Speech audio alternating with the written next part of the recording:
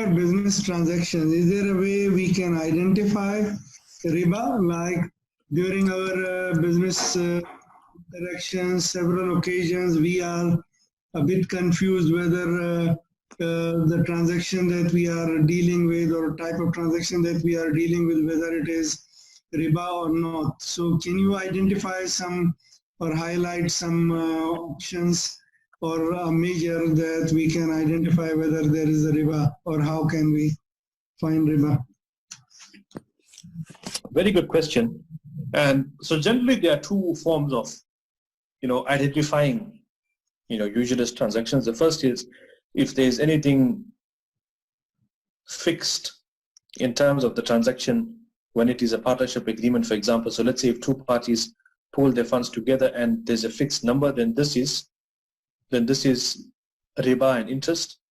Secondly is that if in the contractual arrangement that there is a fixed sum over and above a loan, then that will also be a usurious transaction.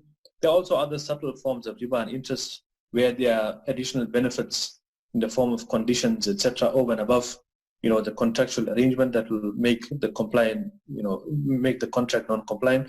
And a quick example of this comes to mind is that just to show the taqwa and the fear of Allah subhanahu wa ta'ala that our pious scholars or predecessors had.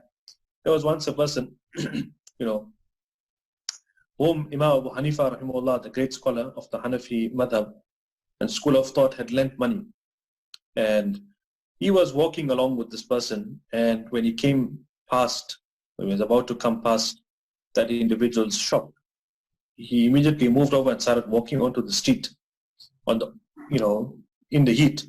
And this person, said to him, but why don't you want to walk under the shade of my shop?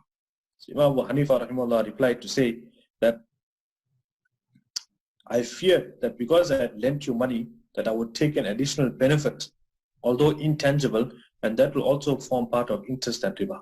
So you can see that the taqwa and the fear of Allah subhanahu wa ta'ala that our pious predecessors had when it came to these issues. Obviously, one is not required to go to that extent, but one can see that the least we can do is ensure that our dealings are Sharia compliant and they don't have riba and interest.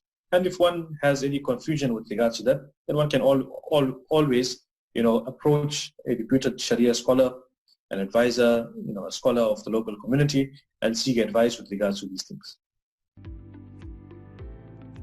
Islamic finance learning made simple and memorable.